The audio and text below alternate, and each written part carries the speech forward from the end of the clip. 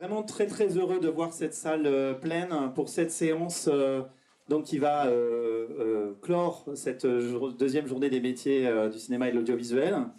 Et c'est une séance qui me tient particulièrement à cœur en tant que co-directeur du département cinéma et co-organisateur de cette journée, parce que c'est une séance qu'on organise en partenariat avec Cinéma 93.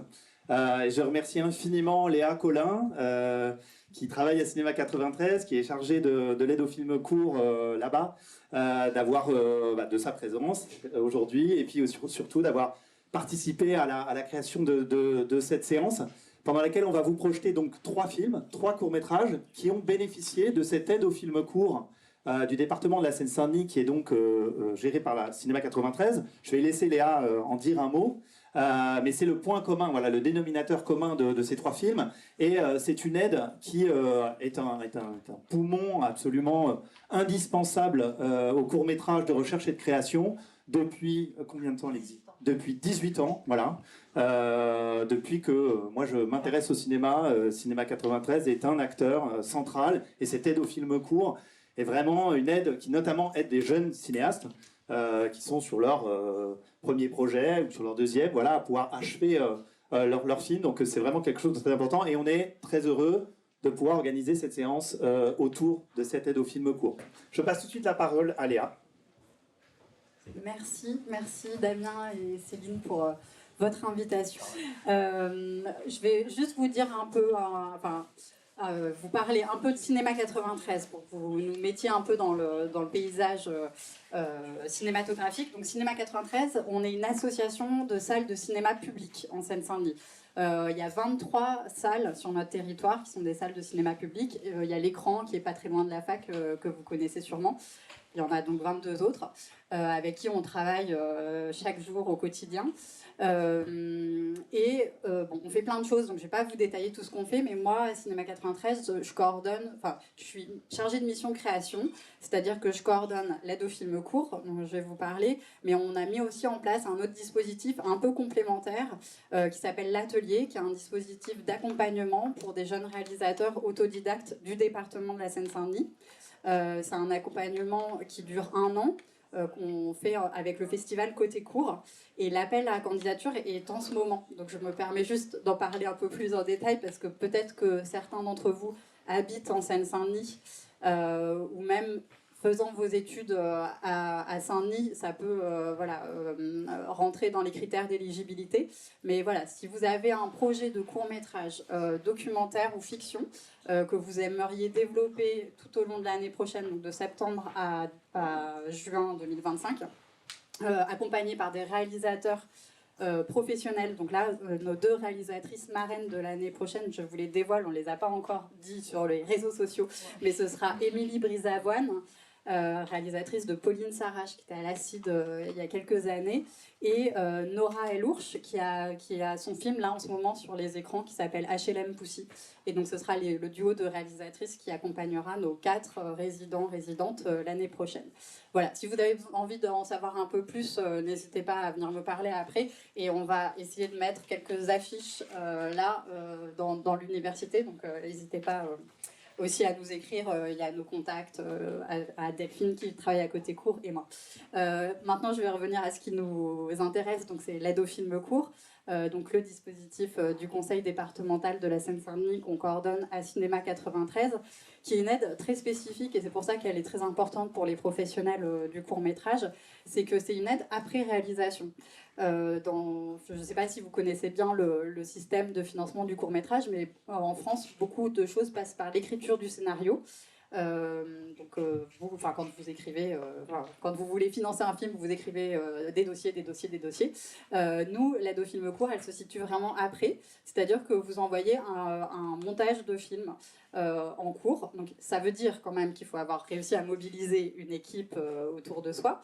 Mais voilà, l'idée, quand l'aide elle a été créée il y a 18 ans, c'était de se dire, en fait, il y a des talents qui n'ont pas forcément besoin de passer, qui n'arrivent pas forcément à passer par l'écriture, ou il y a des formes de films qui se font d'une autre manière, ne passant pas forcément par un scénario complètement écrit. Il y a des réalisateurs qui ont besoin juste de jeter des idées. Je suis pas en train de vous dire qu'il faut pas bosser pour faire des films, mais voilà, en tout cas d'essayer de soutenir d'autres manières de faire des films, un peu hors des sentiers battus. Et c'est vrai que depuis 18 ans, on soutient vraiment des gestes artistiques. Et il y a beaucoup de réalisateurs qui sont passés, réalisatrices, qui sont passés par l'aide au film court, qui aujourd'hui ont fait leur premier long métrage en salle. Je pense à Damien Manivelle, à Olivier Babinet, à Thomas Caillé, qui était au César cette année.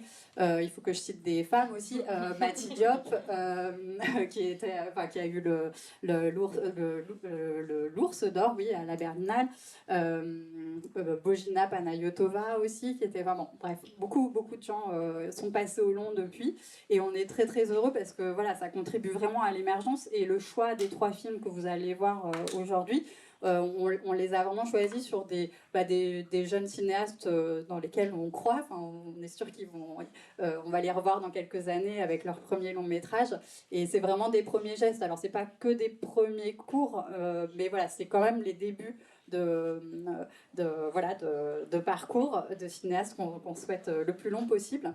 Et voilà. Je suis la réalisatrice de Supernova, donc qui est le premier film que vous allez voir, et qui est 24-48 heures de la vie d'une jeune femme à Marseille. Oui, peut-être, pardon. Oui, j'en profite. Parce que du coup, comme tu viens de dire que c'était à Marseille, j'en profite pour dire quand même quelque chose aussi d'important, c'est que, donc je vous parle de l'aide au film court, c'est une aide qui est vraiment ouverte à tout type de personnes, contrairement à l'atelier où là on se concentre vraiment sur les talents du territoire.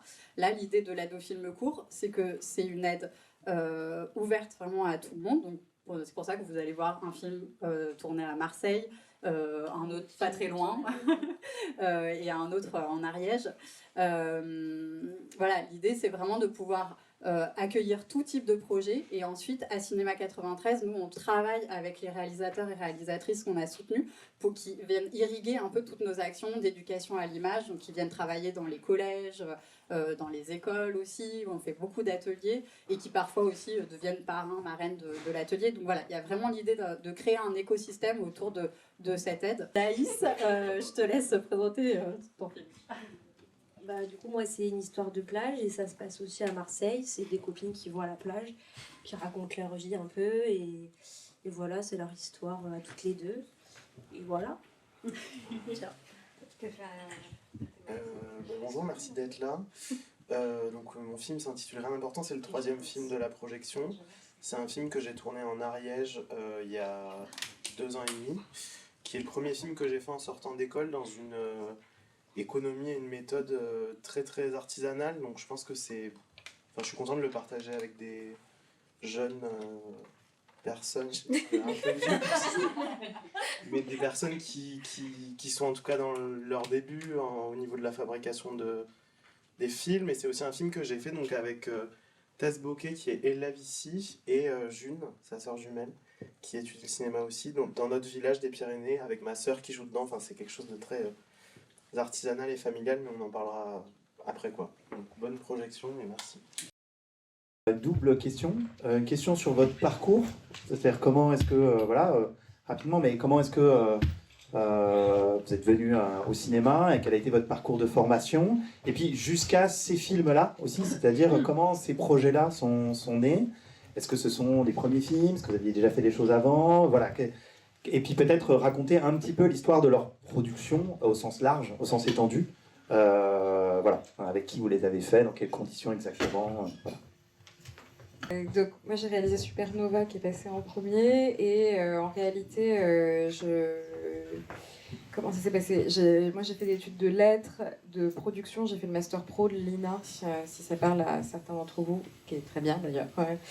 Et à la suite de ça, j'ai commencé à travailler pour une association qui s'appelle la SRF, qui est la Société des réalisateurs et réalisatrices de films, pour lequel j'étais à la com, donc rien à voir tout ça avec la réalisation. Et à la fac, j'avais fait 2 petits trucs étudiantes, mais de manière vraiment pas très encadrée ni quoi que ce soit. Et en réalité, j'ai quitté mon travail à la SRF pour me lancer dans la réalisation. C'est-à-dire, je suis partie en janvier 2020, ce qui en termes de timing n'était pas extraordinaire. Et heureusement, voilà, tout était gelé, tout ce que j'avais commencé à faire était gelé, et j'avais 7000 balles sur mon PEL, donc clairement pas assez pour m'acheter un appart, mais par contre assez pour engager des premiers frais pour faire un film complètement sauvage.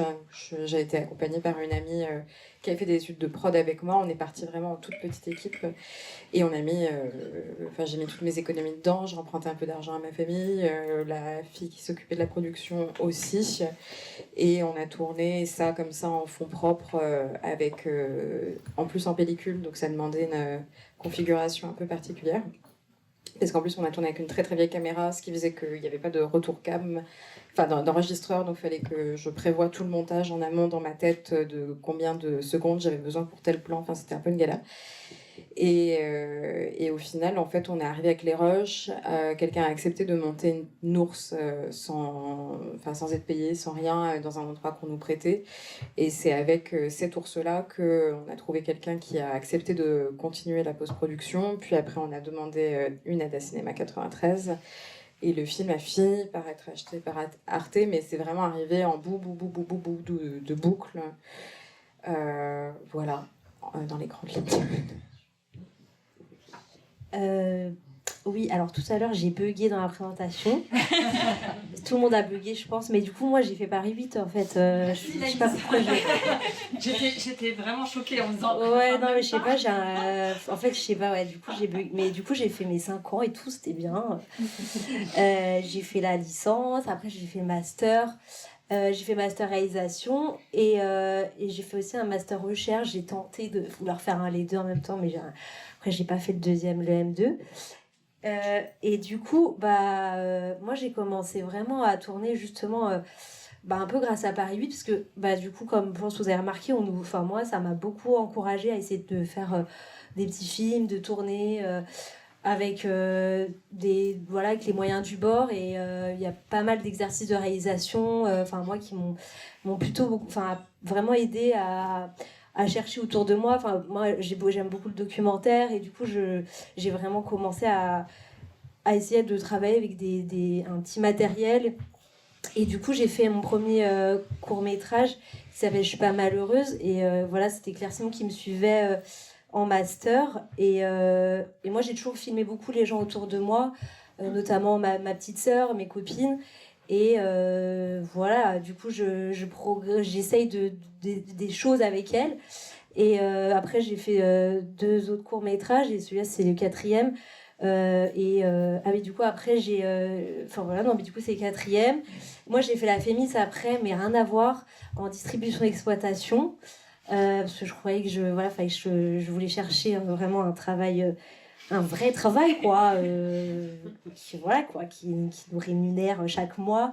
Donc après j'ai travaillé, je suis allée à Marseille, j'ai travaillé chez Shellac en distribution, et c'est comme ça que j'ai commencé à vivre à Marseille, et ensuite j'ai fait ce court-métrage avec mes copains de la Fémis. En fait, ce qui était bien à la Fémis, c'est que j'ai appris un métier, mais je me suis fait surtout beaucoup de copains avec qui je fais mes films maintenant. Donc on est une petite bande, et du coup on a fait un film qui s'appelait Elsa et danser avant, avec ma sœur et une amie, où en fait on travaillait que au niveau de l'impro, parce que je suis pas du tout comédienne. Et celui-là, en fait, c'était un peu pour essayer autre chose, avec des filles qui sont à la fois aussi mes copines, mais qui sont quand même comédiennes, parce que c'est pas toujours facile de travailler avec des non-comédiens, et on peut vite se faire avaler par des choses, de pas contrôler, etc. Et donc là c'était aussi une autre façon d'essayer, et voilà quoi. Après c'est comme ça que j'ai fait celui-là. Désolée de ne pas avoir dit tout à l'heure. Non, mais peut-être Laïs, puisque en fait c'est vrai que c'est une journée qu'on prépare vraiment pour les étudiants du département.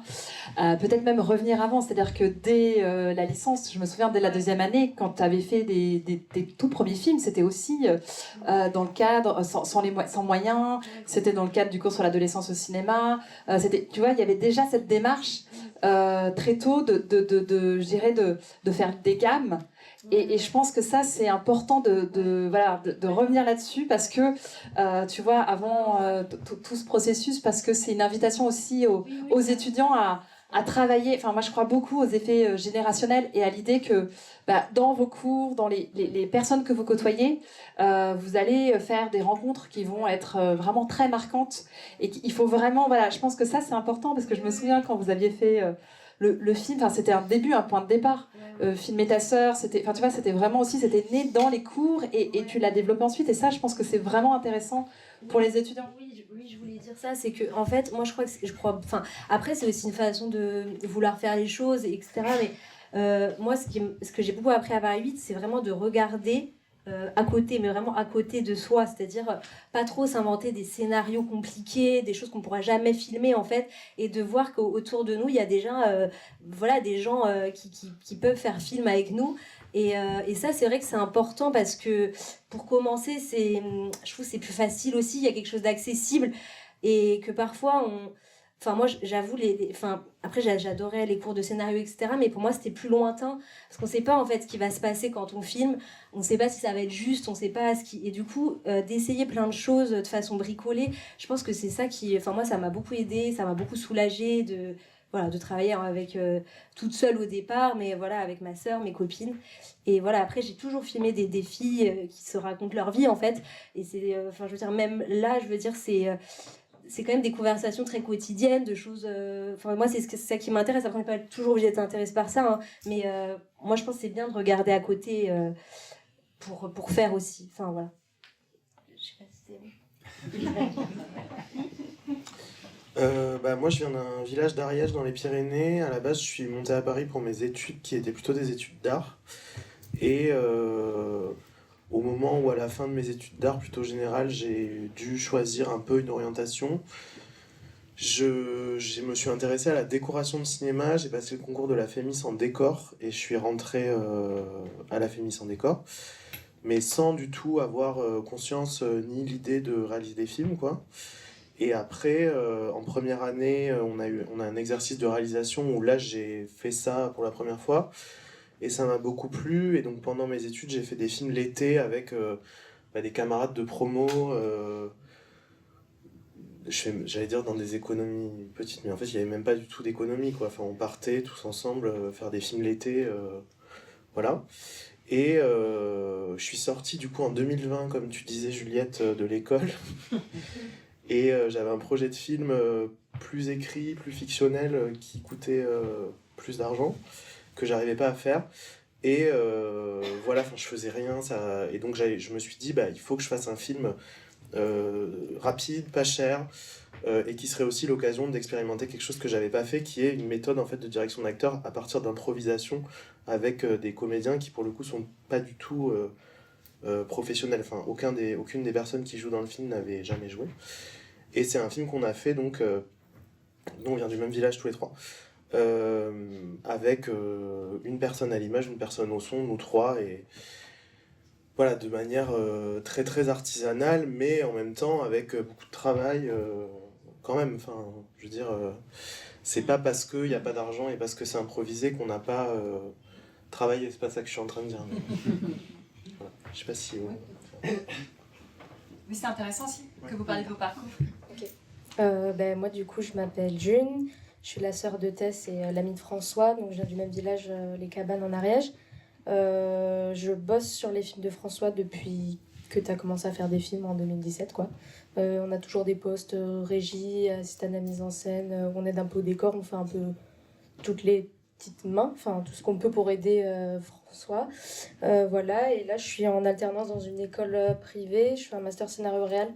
Et en parallèle, je bosse donc chez Moderato qui nous a aidés sur Rien d'important sur la fin du projet. Voilà. Et donc du coup, je continue de bosser sur les films de François, mais cette fois en prod. Voilà.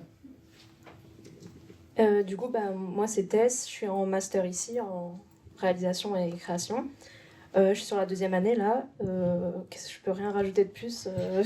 Pareil, je travaille avec François depuis ses premiers films en 2017. Oui, et du coup, moi, je prépare mon film de master qui est écrit et maintenant, j'attends...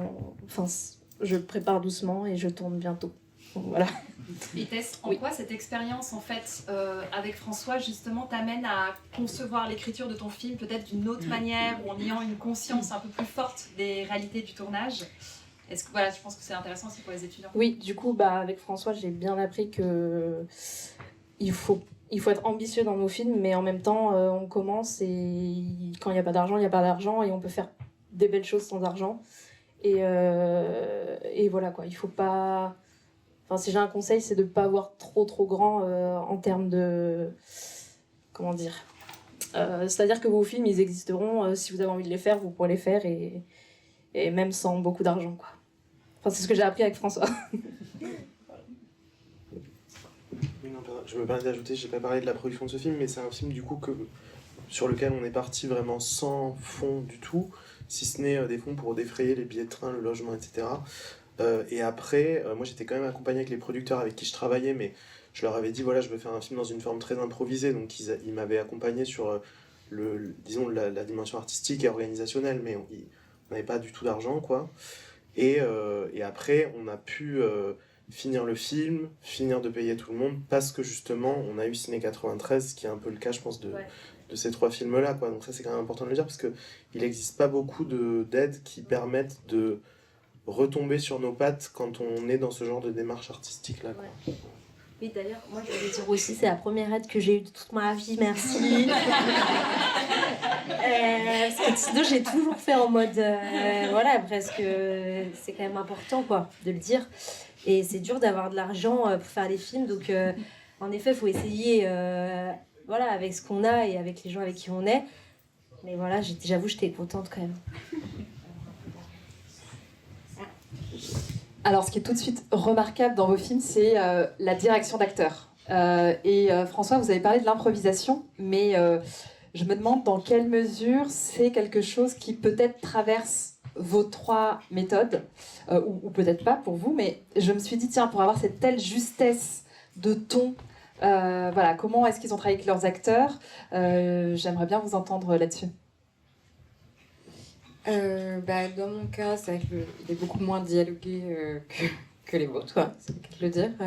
Et la seule grande scène dialoguée qu'il y a dans le film, ça a été un travail d'écriture de plateau à 3, presque, puisque Lisa n'est pas du tout une comédienne professionnelle, mais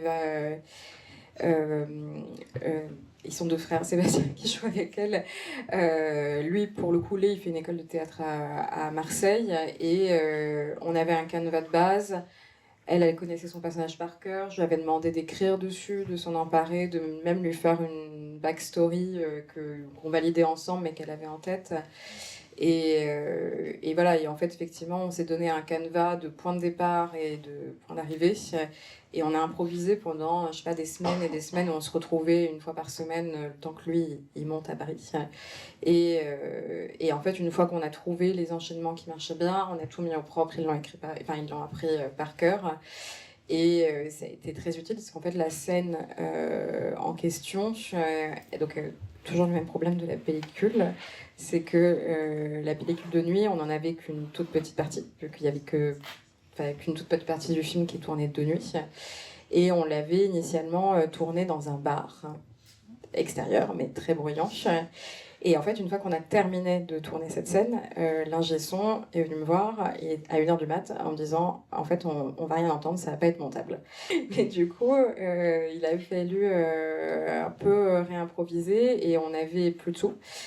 Et la scène d'ouverture, quand elle sort de chez elle, de base, on devait la tourner dans les quartiers nord. Mais du coup, pour tourner dans les quartiers nord, il fallait graisser la patte de type. Donc, on était avec des mecs en prison, on leur donnait des cash pour qu'ils nous laissent tourner.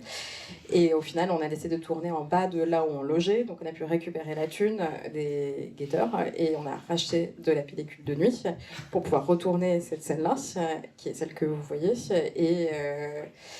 Et en fait... Alors qu'il a fait un cagnard pas possible, il s'est évidemment passé une tempête le soir où on a voulu tourner. Et du coup, le plan que vous voyez où ils sont de dos, qui est très long, on l'a tourné en une fois à 1h du mat. Tout le monde était bourré, on n'en pouvait plus d'attendre qu'il y ait une éclaircie. Et ça a été un one-shot. Et du coup, encore une fois, heureusement qu'ils connaissaient du coup, le texte et le rythme sur le bout des doigts, parce qu'on l'a tourné qu'une fois. Et après, pareil, j'avais prévu les contre-champs qu'on allait faire et précisément à quel moment on les commençait pour, pareil, en fait, compter le nombre de mètres qui nous restaient sur la pellicule. Donc, je pense qu'effectivement, la partie impro était impossible dans notre cas de figure. Ouais. Et en même temps, ça fait partie du processus d'écriture du film, puisque vous avez eu beaucoup de répétitions ensemble, vous êtes parti d'un canevas. Enfin, je trouve qu'il y a une... Ah oui, oui. L'implication des acteurs. Oui, dans ce cadre-là, évidemment. Enfin, c'était... Mais par contre, en plateau, on n'avait pas du tout ce temps-là, quoi. Et puis même, en fait, pour des questions de mise en scène, je pense qu'il y a aussi ça qui joue, c'est que comme... je pense qu'on a enfin, chaque réal a un peu une manière différente de voir le tournage et puis voir le montage. Mais c'est vrai que... Alors, peut-être que je suis complètement contrôle fric, mais du coup, comme j'ai une idée très précise à peu près de la symphonie que va devoir jouer le film à la fin, même s'il y a toujours des imprévus et des ricochages, mais je peux pas laisser cet espace-là au tournage, même si j'aimerais, parce qu'effectivement, il y a toujours des surprises folles qui se passent dans ces moments-là, et des imprévus très, très riches, mais voilà, par rapport au dispositif que j'essaye de mettre en place, c'est pas compatible. Mais voilà. Bah, moi, c'est tout l'opposé, du coup. Parce que moi, je filme beaucoup, et justement, je pourrais pas du tout faire de pellicule, mais je trouve ça très, très beau. Et moi, je filme...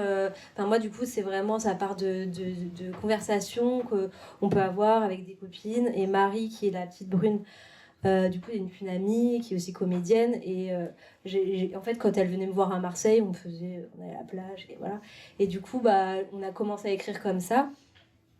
Elle est aussi réalisatrice, Marie, donc du coup, on a écrit comme ça un peu ensemble. Et ensuite, quand on a rencontré Héloïse, qui est donc la petite blonde, mais à la base, du coup, on est un peu petites blondes toutes les deux, mais à la base, c'était pas prévu comme ça. On cherchait une copine, en fait, une comédienne qui soit quand même très naturelle et qui puisse être un peu une copine avec qui on peut parler de choses. Donc en fait, on n'a pas du tout fait de casting dans le sens où on l'a fait répéter une scène, on a bu un café, on lui a dit voilà, nous on fait des films un peu comme ça, on lui a montré ce qu'on faisait comme film, et est-ce que toi tu as envie de faire partie du film, c'est-à-dire faire partie ça, c'est aussi raconter sa vie à soi, quoi. Donc du coup, on est parti comme ça, puis après on est allé à la plage, on parlait, et on écrivait ce qui nous plaisait, et ensuite on a essayé de refaire, mais par contre, moi c'est pas du tout, moi du coup, c'est ça un problème, moi je peux pas contrôler tout ce que je fais, et on cherche en même temps qu'on tourne, et l'écriture se passe beaucoup au montage, par la suite, mais on essaye plein de situations différentes et on filme beaucoup, et ensuite parce que moi je crois vraiment aussi que ce que peut créer aussi l'improvisation parfois peut être vraiment mieux que ce que j'écris, donc du coup je préfère aussi ça, je préfère laisser des surprises. Après parfois ça peut aussi être un gouffre, hein, c'est pas toujours une bonne idée, mais voilà comment ça s'est fait. Et voilà, du coup, moi j'écris assez peu, j'aime pas trop écrire, j'ai l'impression que ce sera mieux. Enfin, je préfère filmer, essayer des choses, plutôt que trop prévoir énormément. Mais on avait quand même écrit des choses avant, quoi. Enfin, on avait quand même pensé à plein de choses avant, quand même. Voilà. Dans le cadre de Rien d'important, c'est un film à la base que moi j'ai écrit complètement en écrivant des dialogues, des situations, etc. En pensant à des personnes qui étaient exclusivement des personnes que je connaissais, donc du village, quoi, qui sont ma sœur, ma grand-mère, sa voisine, un éboueur avec lequel j'ai travaillé, sa fille, enfin bref.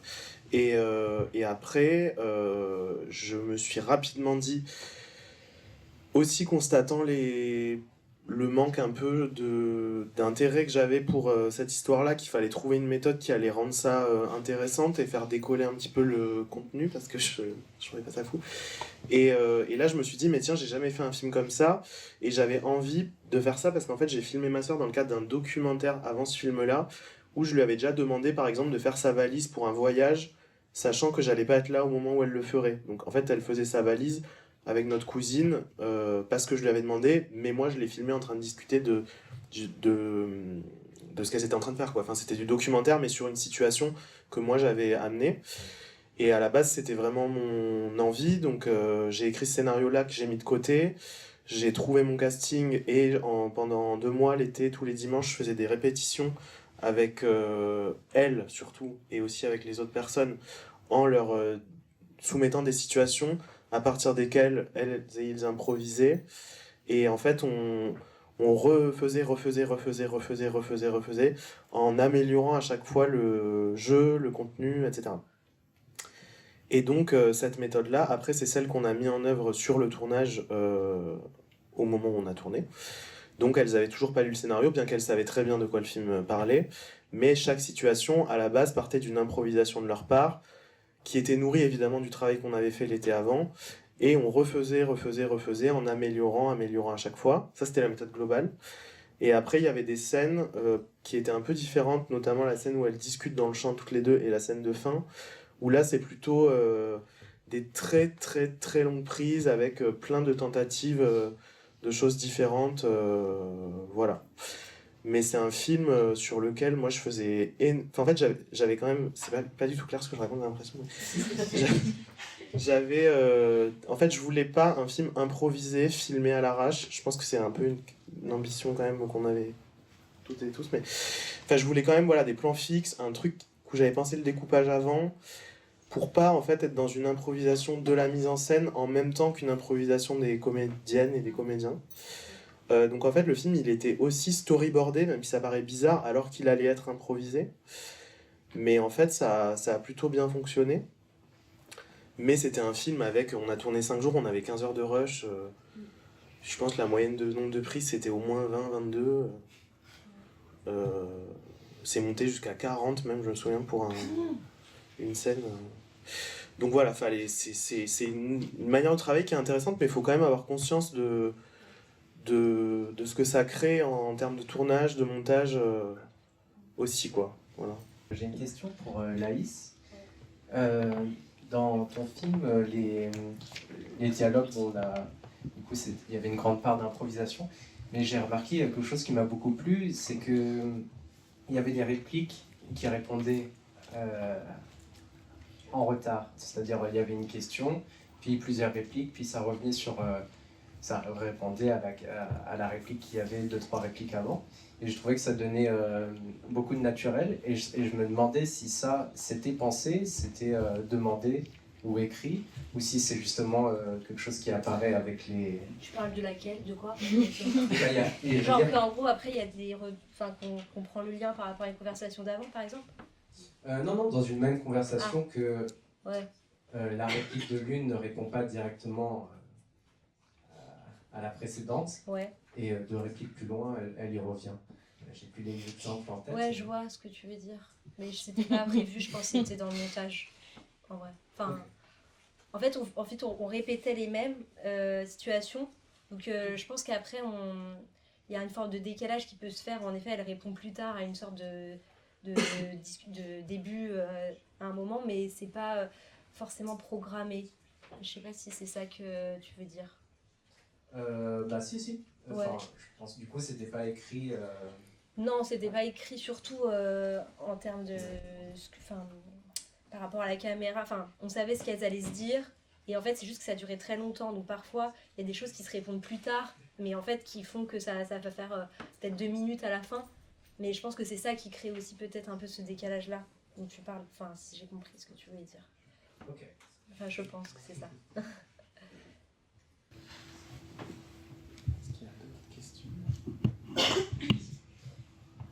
Alors moi j'ai une question pour François.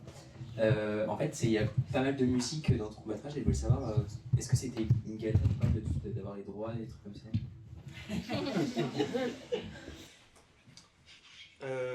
Bah écoute, en fait, moi j'ai pas choisi la musique du film, c'est-à-dire que j'ai vraiment organisé une fête, elles ont mis la musique qu'elles aimaient, elles dansaient, elles chantaient, et j'en avais vaguement parlé aux personnes qui m'accompagnaient à la production, mais sans trop rentrer dans les détails, en le faisant un peu exprès, on va dire.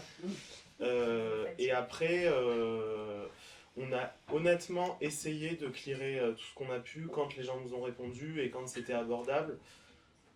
Après, moi je devrais pas vous dire ça, mais ma philosophie sur les droits musicaux, c'est que en fait, si à un moment donné vous avez à vous en préoccuper, c'est que votre film aura suffisamment de succès pour avoir les moyens de les payer. Ouais, pareil. Et sinon, en fait, vous vous en foutez. Ouais. Surtout pour du court-métrage. Ouais. Je veux dire, Aya Nakamura va pas me mettre un procès. Ouais. Elle va jamais voir le film. Enfin, je sais pas, ça me paraît. Moi, c'est pareil. Je devrais pas vous dire ça, mais je vous le dis quand même. Après, par exemple, c'est aussi un film que j'ai fait hors école, et quand j'ai fait des films. Après, moi, j'étais pas réalisateur à la Fémis, donc j'avais pas ce genre de problème d'école, parce que c'était toujours des films extrascolaires, mais là, par exemple. Enfin, oui, quand c'est des films qui. Enfin, en fait, si la production veut vous demander de clearer les droits, une école, une boîte de prod, vous êtes obligé, et voilà, mais bon. Ouais, je sais pas quoi dire de plus. Peut-être pour toi aussi, pour la musique, comment... Parce qu'il y a Arte, là, Ouais, bah du coup, Arte, ça passe pas. Là, Donc, voilà. ça passait pas du tout. là, il n'y a pas de télé si, Oui, mais si c'est on parce ne que règle si, pas. parce Mais que si Arte achète Arte le film, permet d'acheter les Ouais, tu droits. peux voilà, payer les et- droits et tu gagnes pas d'argent. Exactement, bah, c'est pas non plus. Enfin, Arte, je pense que les sommes sont bien plus importantes quand ils préachètent le film. Ouais, Oui, ouais, c'est pas pareil. Et donc, sachant que là, on était partis tous sans soutien ni rien, on a continué à creuser le trou, hein, globalement. Mais du coup, non, bah oui, nous, on a été obligés de clearer les droits pour le coup. Et c'est vrai que on est passé. Il y a quelqu'un qui nous a aidé à rentrer en contact. C'est Universal qui avait les droits Oula. des deux musiques. Et en fait, il a fallu d'abord demander l'autorisation au label, puis après demander l'autorisation aux ayants droit. Donc, il fallait écrire une petite lettre au parolier de Machinette, là, de Françoise Hardy, et après écrire à David Lynch, Jolie Cruz, qui à mon avis n'ont jamais lu la lettre que j'ai écrite, mais en tout cas le tampon a été apposé.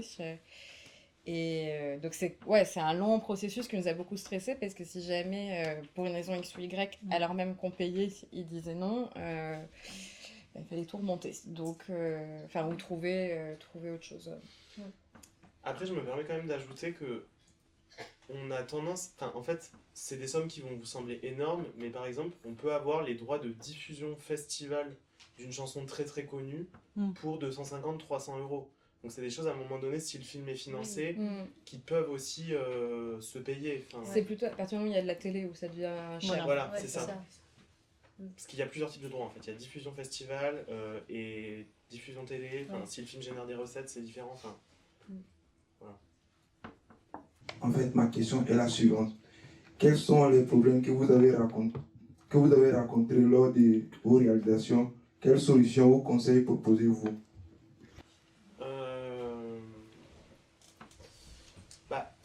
Sur ce film-là, moi, je pense que mon principal problème, mais c'était pas vraiment un problème parce que je savais que ça allait être comme ça, c'est que je savais que si je faisais improviser le contenu des dialogues et que j'allais pour chaque situation chercher des scènes intéressantes, ça allait forcément à un moment donné pas forcément coller au scénario qui était écrit de base.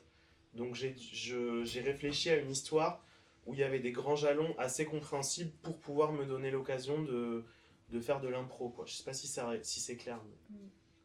Mais... voilà. Moi, je pense que c'est plus venu... Après, je sais pas comment est-ce que les autres personnes du tournage ressentent ça et à quel moment ils en étaient, eux, de leur parcours.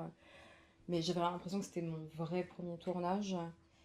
Et en plus, on n'avait pas de sous, on était en péloche, il faisait super chaud, il y avait un truc de place aussi qu'il faut trouver en tant que réal avec une équipe de gens qui ont plus ou moins d'expérience. Il y en avait qui avaient fait beaucoup de plateaux, d'autres pas du tout. L'assistante réalisatrice, c'était la première fois. Elle était côté prod et je l'ai fait passer assistante réal. Pareil, du coup, on était en train de... certains d'entre nous, on était en train de trouver notre place. Et c'est vrai que si on se lance pas, on sait pas. Mais c'est un parcours, quoi. Et qu'effectivement, on apprend aussi sur nous à ce moment-là, comment est-ce qu'on arrive à anticiper, comment est-ce qu'on arrive à retomber sur nos pattes si jamais il y a des problèmes, comment est-ce qu'on arrive à coordonner des gens qu'on connaît pas forcément. Enfin, Après, effectivement, plus on fait de films, plus on retrouve une même équipe, donc il y a une forme de familiarité aussi qui se trouve, mais c'est un vrai défi, donc peut-être on parle pas assez souvent comme si c'était complètement inné, alors que peut-être des choses qui le sont très naturellement, mais par contre, effectivement, de se retrouver entre guillemets à la tête d'une équipe même si c'est une petite équipe de 10 personnes, en fait, faut quand même assumer de dire c'est moi qui dirige ça, et c'est pas forcément une place comme ça qui est évidente.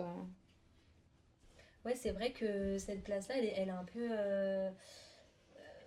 elle est difficile. Enfin, moi, j'aime bien... Enfin, je me dis que j'ai une idée, mais en fait, c'est nul mon idée.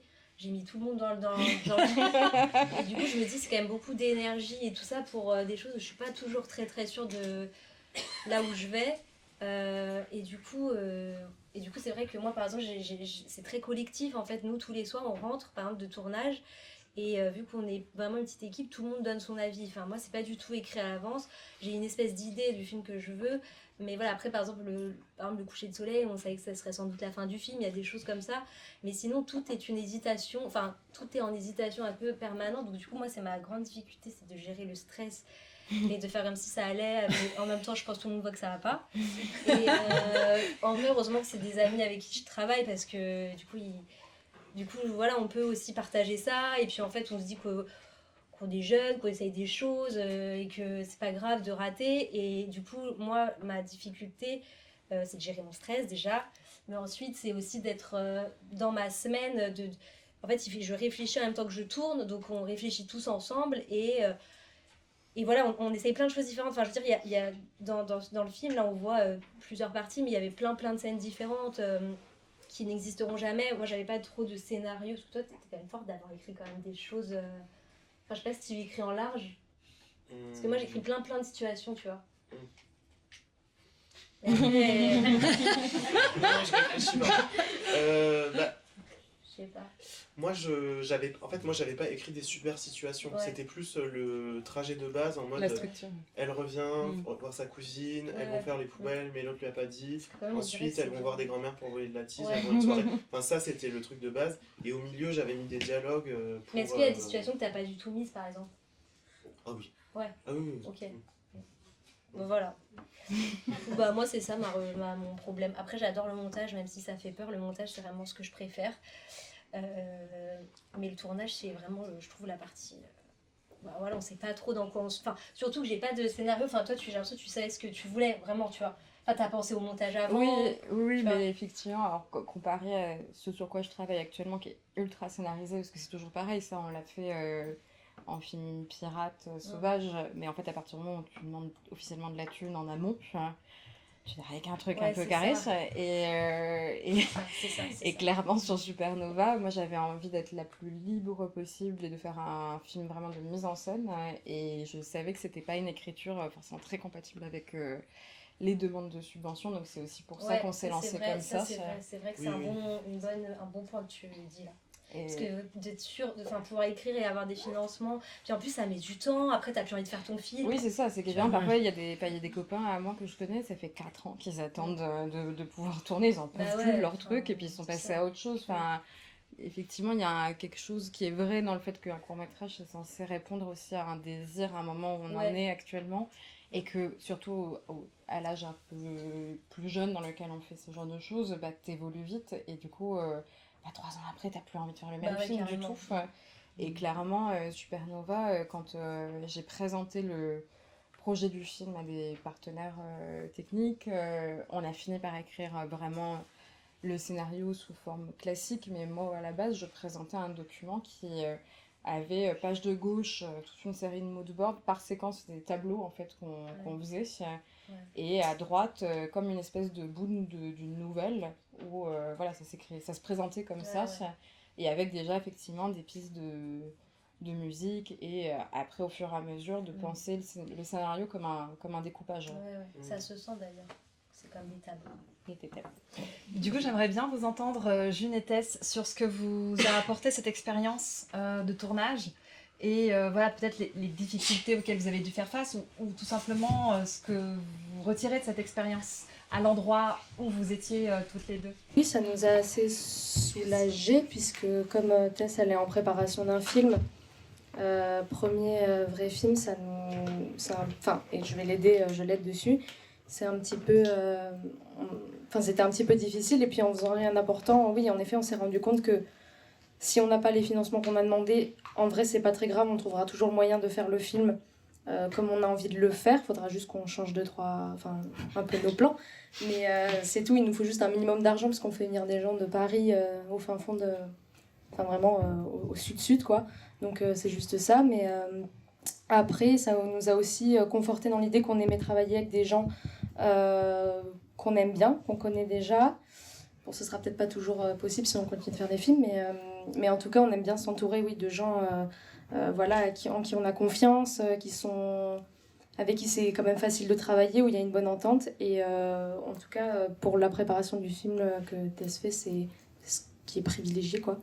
Enfin, évidemment aussi l'expérience des gens et ce qu'ils peuvent nous apporter, mais voilà. Et c'est vraiment ce qu'on fait, et même chez Moderato, donc qui est les producteurs de François, c'est vraiment l'état d'esprit, quoi. Vraiment faire des films en famille, ils aiment vraiment les auteurs avec qui ils travaillent, et il y a toujours un lien très fort. Voilà, donc c'est ce qu'on a fait sur Un Important et c'est ce qu'on va continuer de faire, je pense. Je sais pas trop quoi rajouter. Par rapport au film, en tout cas de François, nous, des difficultés, on n'en a pas vraiment rencontré, si ce n'est que on n'était pas beaucoup, en fait, on était 5. Ouais, 5, hein. On était 5. Et donc un peu sur tous les fronts. L'air de rien, il y a du travail quand même. Et ouais, il a fallu faire un peu couteau suisse, être un peu partout.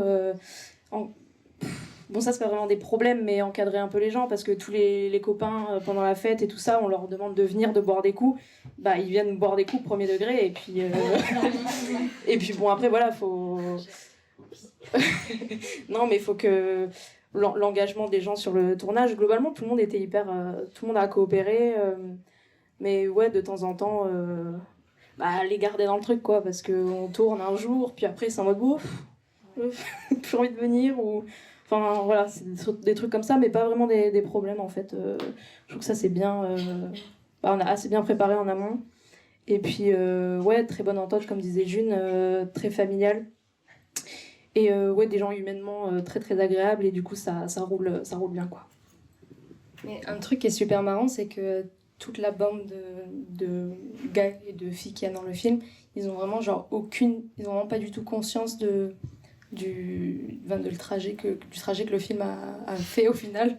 Le film allait à Clermont, quoi, on leur a dit et tout. Mais je crois qu'ils se rendent pas compte, et ils s'en foutent clairement, mais ils se rendent pas compte que je pense qu'il y a beaucoup de gens qui les ont vus. Et c'est assez drôle quand, à chaque fois qu'on leur annonce, ils sont là, ah ouais, cool. Mais c'est drôle.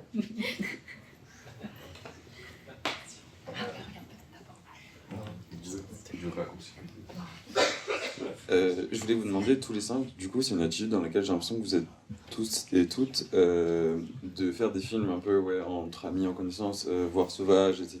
Et c'est un mode de production qui nous concerne en tant qu'étudiants, etc. Mais est-ce que vous aviez d'autres choses à rajouter là-dessus, et spécialement aussi vis-à-vis de l'aide? Est-ce que c'était une ambition dès le début d'être financé, de réussir à tirer un petit peu des salaires pour l'équipe technique pour vous, etc. Ou est-ce que c'est, si ça arrive, la bonne surprise de fin de course avec l'aide à la fin, etc. Et que depuis le début, c'était juste aussi une histoire de faire des films entre amis, etc. quoi.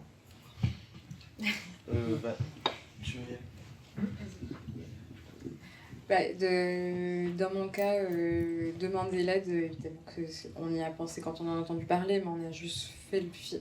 Enfin, il y avait une espèce d'urgence à faire quelque chose un peu comme toi finalement, où tu vois ton chômage qui part et tu te dis putain, j'ai 6 mois pour faire un truc qui ressemble à quelque chose qui puisse me servir à continuer après.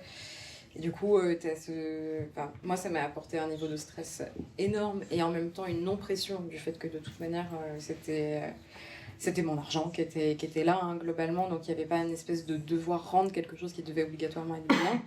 Et si c'était bien, ça tombait à pic, sinon tant pis pour ma gueule. Et que finalement l'aide de Cinéma 93 puis l'achat d'Arte, on était en tel déficit qu'on a juste payé des factures, on n'a rien pu dégager en plus derrière. Mais en tout cas, effectivement, le seul truc que je peux dire, c'est qu'il faut faut faire des choses vite parce que le temps il passe vite et que non mais c'est un vrai sujet en vrai dans le court-métrage de se sentir pris par le temps comme ça et de se rendre compte que en fait on a envie de tester des choses et que mine de rien, alors si vous avez des subventions c'est génial parce que les courts-métrages parfois vous pouvez en faire à 200 000 euros, enfin c'est des sommes énormes qui peuvent être dégagées mais qui ne sont pas forcément proportionnelles à ce qu'on peut arriver à bricoler autrement. Et que mine de rien, les subventions, c'est génial, ça paye, mais ça conditionne aussi vachement. Et que si vous êtes dans une démarche où vous voulez tester aussi plastiquement des choses, faut pas attendre qu'on vous donne l'autorisation de le faire, en fait, parce que ça peut ne jamais venir. Ouais. Et que moi, c'est pareil, hein, c'est ma première aide que j'ai eue. Et je vois aujourd'hui où j'essaie de passer au long, où les gens des institutions me parlent de mes films en me disant c'est super ce que tu fais.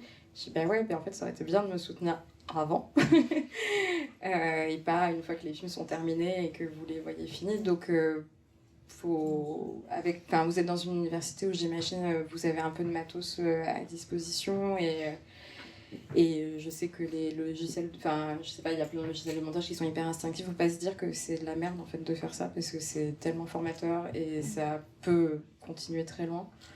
Donc voilà ce que je peux dire. Bah, c'est sûr que quand on fait des films, avant d'avoir de l'argent, à part peut-être des gens, je sais pas, qui arrivent direct, je pense qu'on est obligé de faire des choses pour un peu, faire une sorte de preuve que oui, on peut finir un film, et voilà, voir s'il va en festival, etc. Donc on est obligé d'essayer par quelque chose, et par un, voilà, il faut. C'est vrai que moi, en ayant fait Paris 8, je sais que c'était vraiment ça, qui m'a aidé, c'est d'essayer à faire des exercices, je sais pas, j'avais fait un exercice de plan séquence, avec Céline, moi je faisais le cours à l'adolescence, du coup je filmais ma sœur, on regardait les trucs de ma sœur, les gens donnent leur avis. L'atelier aussi. Ouais, l'atelier. Ouais, ça, l'atelier. T'as fait l'adolescence au cinéma et l'atelier, voilà ça. En licence, hein, c'était en licence, ouais.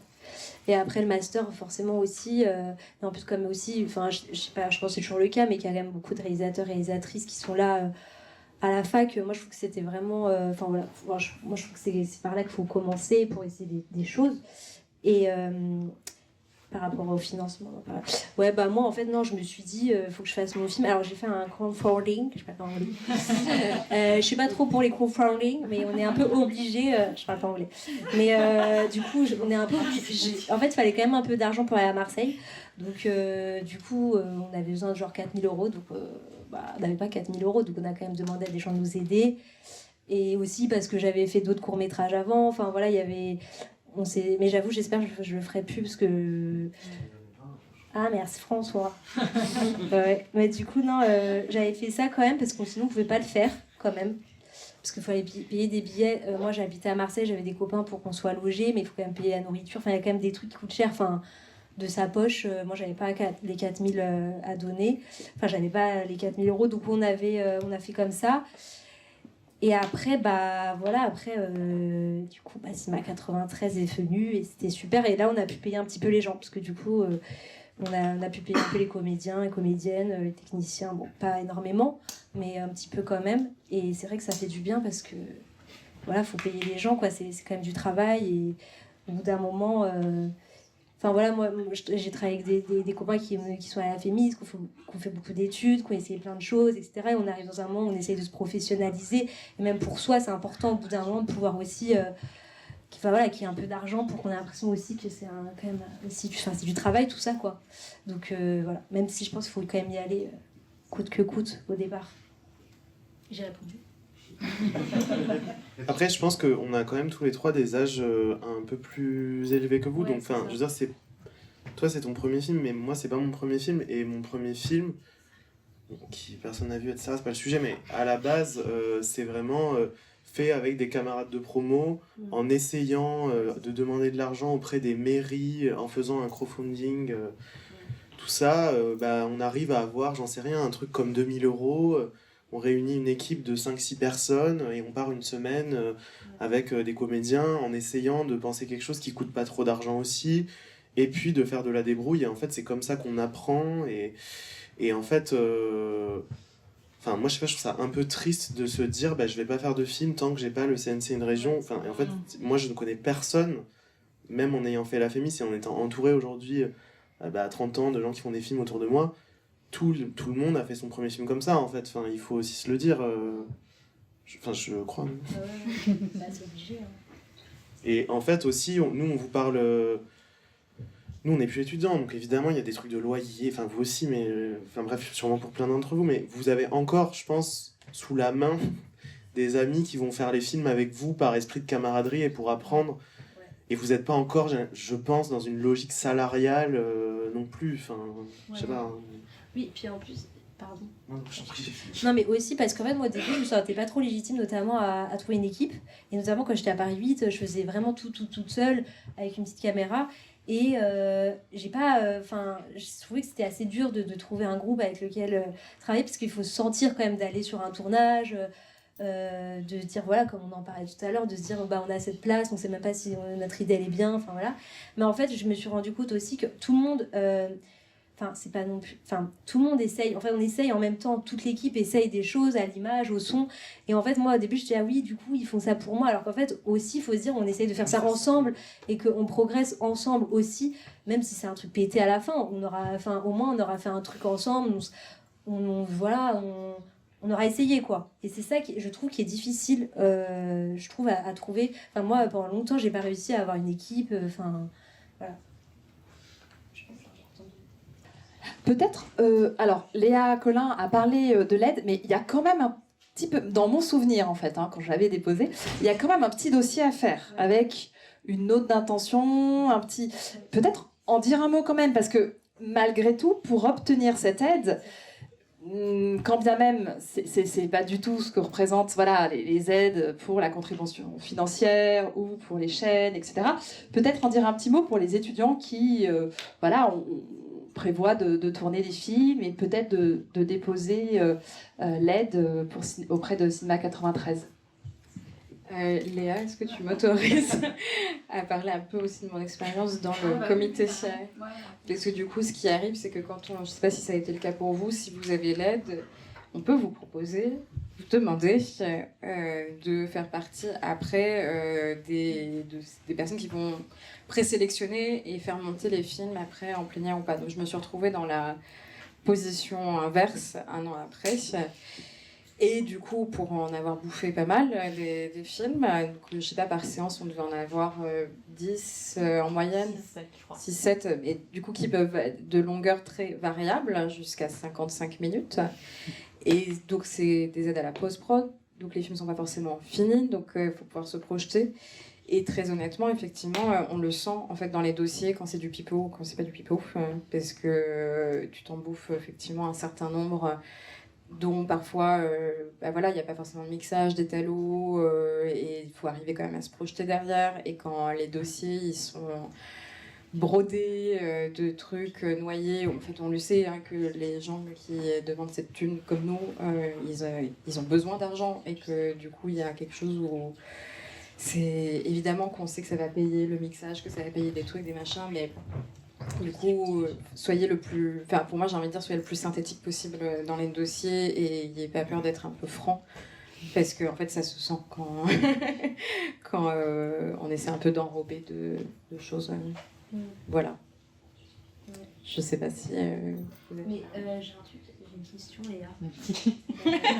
Parce que j'arrive pas à me rappeler.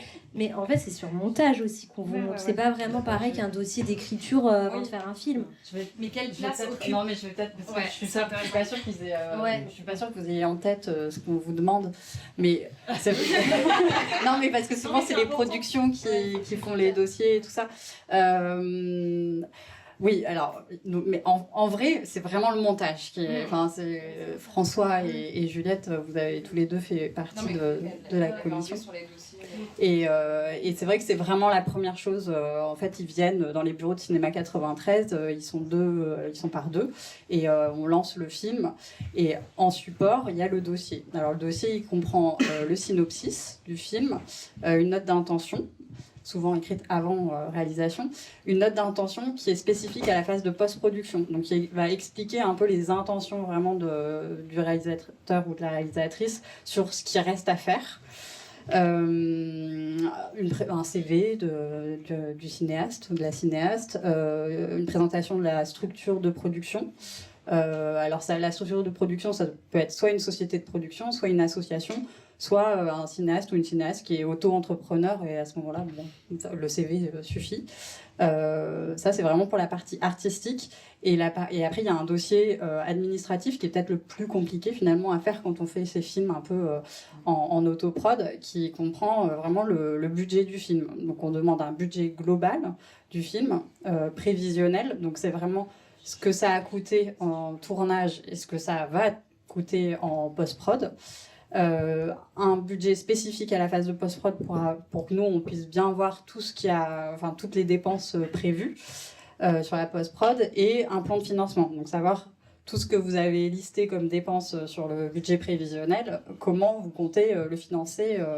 Voilà. Donc ça peut être uniquement sur fonds propres, mais c'est là aussi que vous mettez l'argent que vous demandez à l'aide au film court. Et puis voilà, et après il y a des trucs un peu plus chiants, les RIB, enfin, voilà, les trucs très très administratifs qui sont pas très difficiles à réunir, mais voilà. Mais vraiment, ce qu'il faut retenir, c'est que, et c'est bien que vous ayez aussi cette parce qu'on parle beaucoup de... En fait, souvent, les gens, ils ont l'impression que c'est moi qui sélectionne les projets, mais en fait, pas du tout. Moi, je m'entoure de personnes qui, eux, ont un regard et donnent leur avis artistique. Mais c'est vrai que vraiment, sur cette commission, c'est le film d'abord qui est regardé. Et ça vient vraiment compléter. C'est ça. On va avoir un coup de cœur pour un film, le dossier est pourri, mais... Exactement. Moi, je lisais pas aussi. Oui. Non, mais j'ajoute quand même que c'est une aide, comme toutes les aides, en fait, très très sélective. Oui, donc, en fait, ça ne sert à rien d'envoyer un dossier si vous n'êtes pas absolument convaincu, vous et d'autres, que c'est vraiment parfait. Et c'est une aide à la post-prod, mais il faut être sûr de votre version de montage, quoi. Enfin, vous pouvez pas vous permettre... en fait, c'est pas que vous pouvez pas vous permettre, vous pouvez vous permettre, mais ça ne sert à rien d'envoyer quelque chose si vous n'êtes pas vraiment sûr que c'est très abouti. Sur le montage image. Ouais, sur le montage. Oui, sur le montage image. Évidemment, si le film n'est pas étalonné, que le montage son n'est pas fait, c'est pas forcément un problème. Après, vous pouvez aussi commencer et envoyer quand même. Bref, mais et après, oui, le dossier, pour le coup, ça c'est vraiment un matériau qui est accessible pour vous qui vivez en région parisienne, qui connaissez des gens qui font des films. Enfin, essayez de lire des dossiers, des notes d'intention, de voir un peu à quoi ça ressemble. Enfin, j'imagine que peut-être vous le faites en cours, mais enfin, c'est vraiment important, quoi, de pas... Bâcler. Ouais, enfin, en fait, sinon ça sert même pas à rien d'essayer, quoi. Oui, j'ai juste une question sur le dispositif d'éducation à l'image de Cinéma 93. Si j'ai bien compris, alors je connais pas très bien l'association, mais les cinéastes qui bénéficient de l'aide peuvent, je sais pas si c'est au choix ou si c'est obligatoire, mais intervenir dans des collèges, des lycées, des écoles. Et je voulais savoir déjà si vous l'aviez fait. Si oui, dans quoi? Parce que j'ai cru comprendre que l'éducation à l'image, ça désignait énormément de pratiques. Et après avoir répondu à cette question, ce que ça vous a apporté si vous l'avez fait dans votre pratique en tant que cinéaste?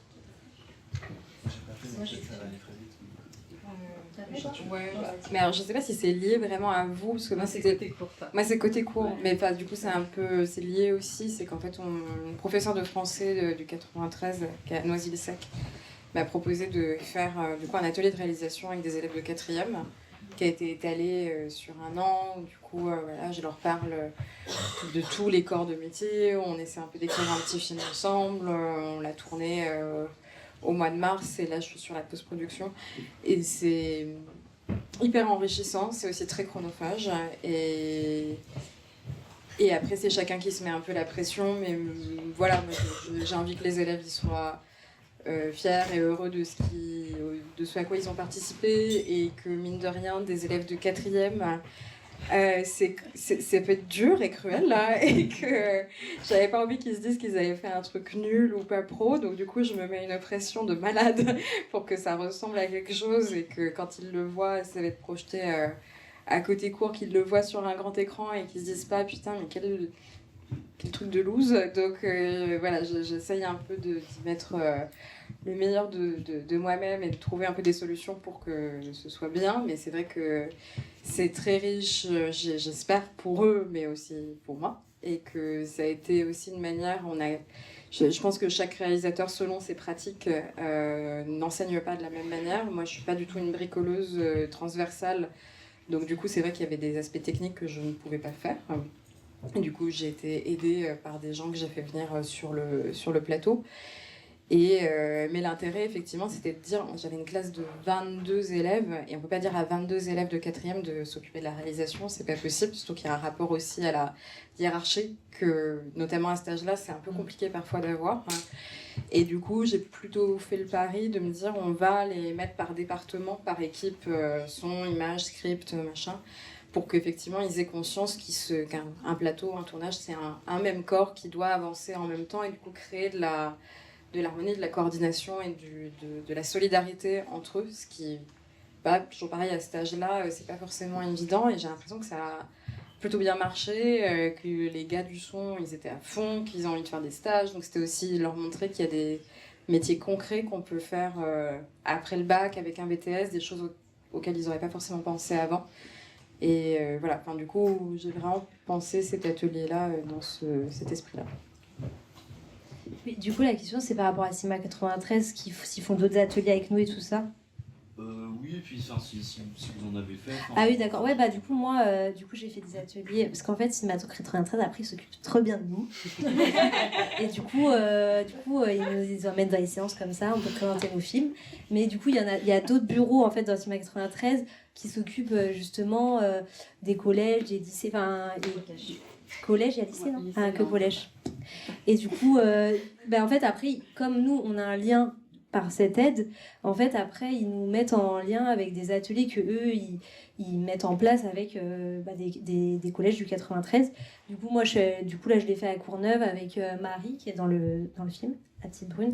Du coup, on est allé faire un atelier, et c'est parce qu'on a eu cette aide, qu'on était en contact avec Cinéma 93, qu'ensuite, on a pu faire ça. Après, moi, je fais ça à d'autres endroits et tout, mais Cinéma 93 aussi nous crée aussi ça, et c'est bien parce que enfin, voilà, pour quand on fait des films, il faut faire d'autres choses aussi. Enfin, les ateliers, c'est aussi une façon d'être en contact avec d'autres, de gagner sa vie, de pratiquer autrement aussi.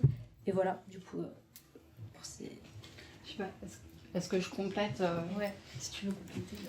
Non, mais parce que l'éducation à l'image, c'est un champ très très vaste. Alors, en Seine-Saint-Denis, on a la chance d'avoir un conseil départemental qui est très actif et du coup qui a mis en place il y a de ça, je pense, une grosse dizaine d'années, même peut-être 15 ans, un parcours qui s'appelle les parcours culture et art au collège et qui finance énormément de projets comme ça, donc c'est par an, et c'est un projet qui doit avoir lieu, un projet artistique, donc nous on fait dans le champ du cinéma, mais qui doit avoir lieu dans une classe d'un collège de Seine-Saint-Denis, et où les réalisateurs, réalisatrices interviennent 20 heures auprès des élèves.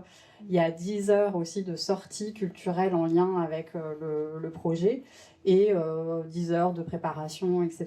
Et donc tout ça, nous, chaque année, c'est pas moi qui m'en occupe, c'est une collègue à moi, mais on dépose entre 5 et 10 projets pour être financés. Et puis, on est financé ou pas, en général, on est financé. Et voilà, et du coup, ça nous permet d'irriguer un peu toutes les actions. Après, on a aussi d'autres, là, comme il y a les Jeux Olympiques, comme vous le savez, il y a eu beaucoup d'argent aussi qui ont été mis dans des ateliers en lien cinéma et sport. Donc j'ai un autre collègue qui a mis en place beaucoup d'ateliers dans des clubs sportifs et qui permet aussi de faire le lien entre le cinéma et le sport et les clubs. Et donc on a fait aussi plein de choses comme ça. Donc, du coup là, c'est plus un public de collégiens, mais plutôt un public de jeunes adultes, voire enfants. Enfin, voilà. Donc l'idée, c'est il y a vraiment 1000 choses qui existent en France. On a la chance d'être encore financé pour ça. On se bat un peu pour que ça puisse continuer. Mais voilà, il y a vraiment plein de choses qui existent dans le champ de ce qu'on appelle les actions éducatives, mais qui recouvrent plein de choses différentes.